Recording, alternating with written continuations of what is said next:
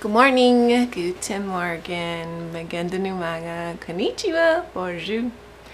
So I have a lot to say in this video, and hopefully I can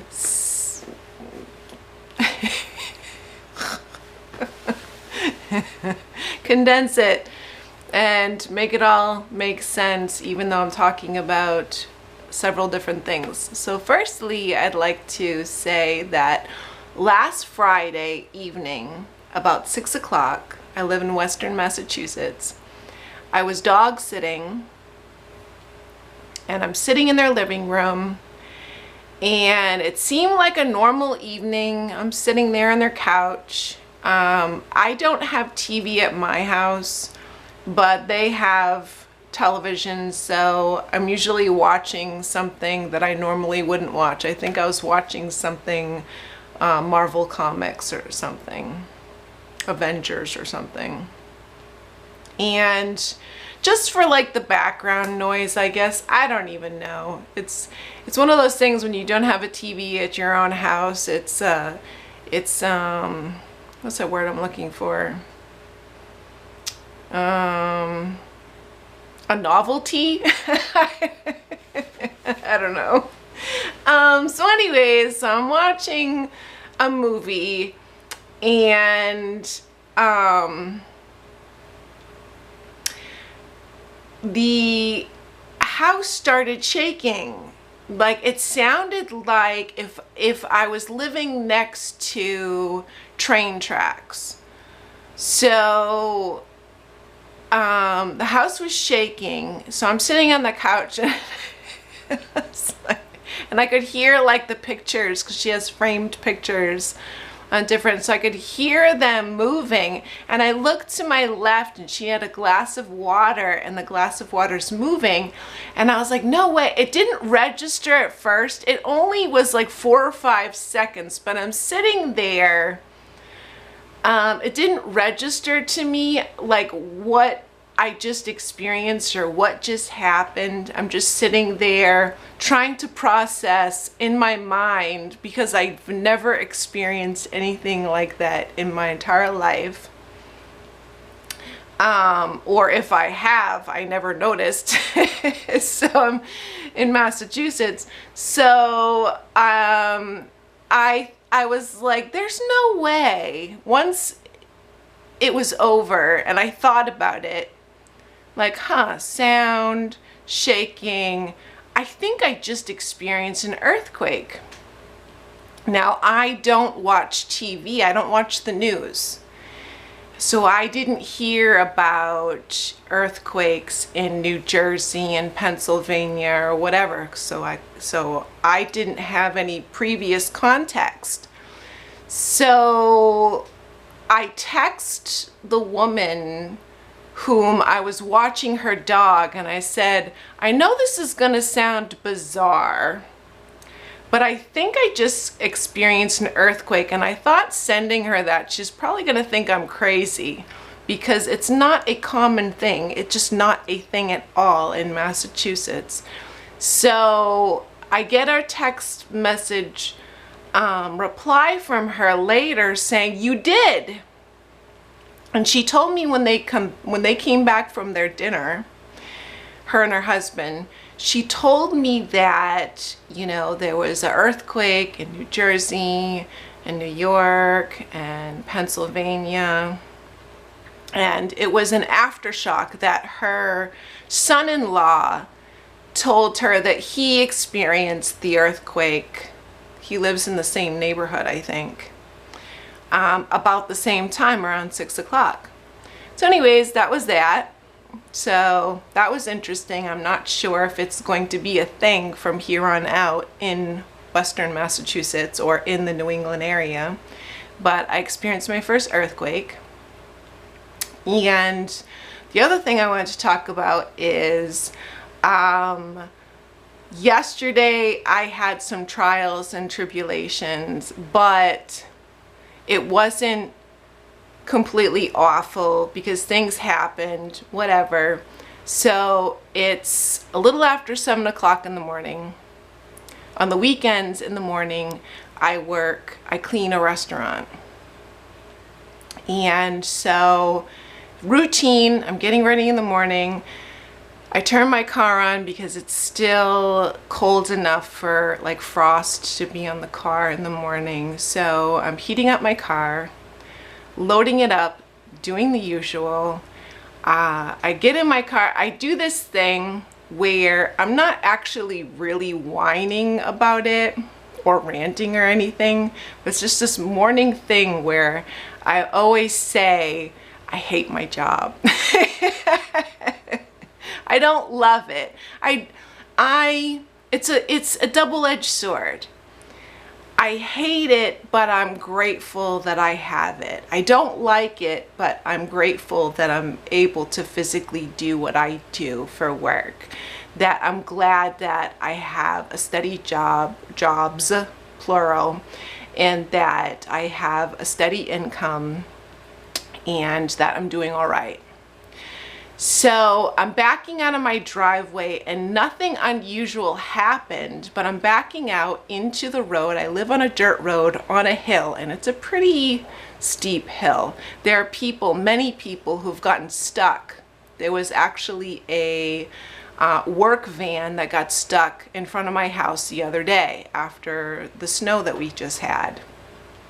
And so I pull out and I go forward and my car wouldn't go forward. Now I have a 2010 Prius. I've had the car for about 10 years. It's 14 years old and it has 215,000 miles on it. I'm kind of hoping to put another 100,000 miles on it, but whatever. Just drive it to the ground because I like not making car payments. And yes, so anyhow, I go forward, it doesn't go forward.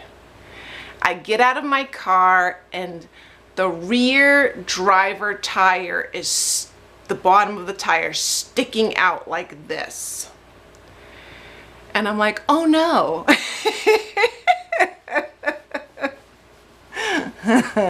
I think my axle broke. And so it's the weekend. My ex-husband does work on my vehicle. We get along really well. He does work on my vehicle. I pay for the parts and I clean his apartment. We trade labor for labor. So he doesn't charge me for labor. I clean his apartment and I pay for the parts. So it's a pretty good relationship that we have. So I hated calling him so early, 7:30 in the morning. I know he's probably asleep because he stayed up late playing video games the night before. So I call him up and I woke him up and I said, I have an emergency.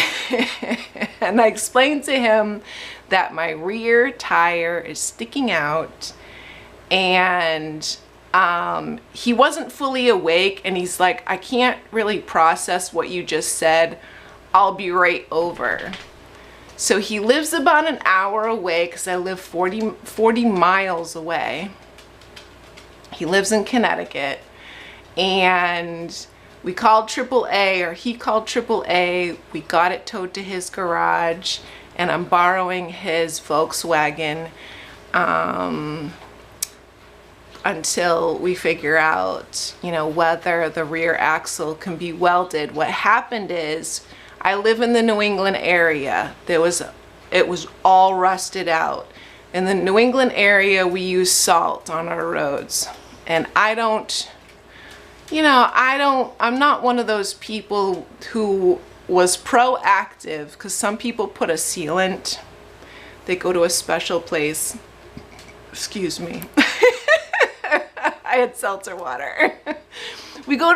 Some people take it to put like a coating or sealant to protect the bottom of their car from rusting out because of the salt that they place on the roads. But I'm like, it's just a waste of money or whatever, so I never bothered doing it. So maybe for future, I'll consider it or whatever. So it got rusted out, so I don't know if it's so unrepairable that it can't be welded back together, or if we're just going to go to a junkyard to get another one to completely replace it.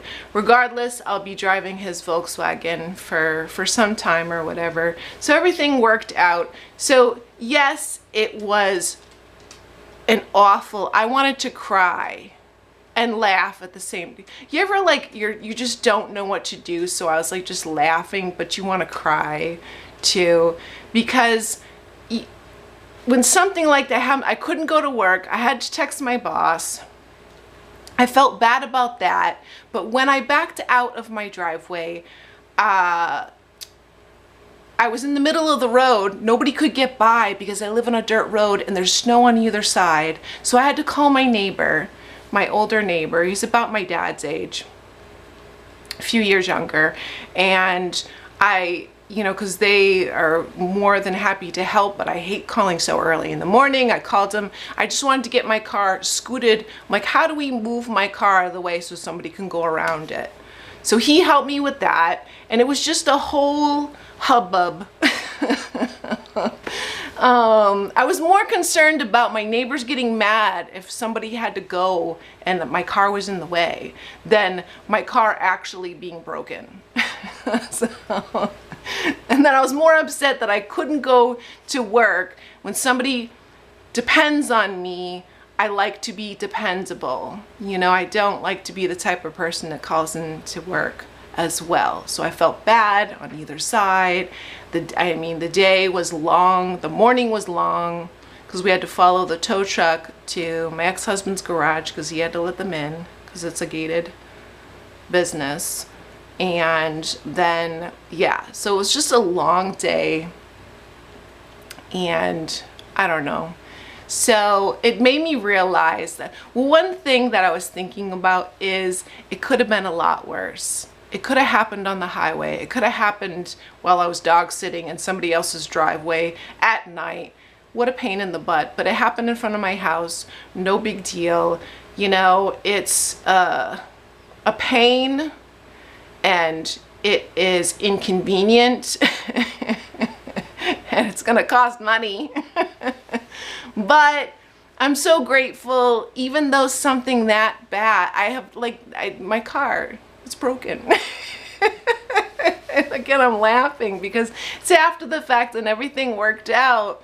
But when it happened that morning, I'm standing there. It's not like when I was like exhaling, I could see my own breath. It wasn't that cold, but it was like, what do I do?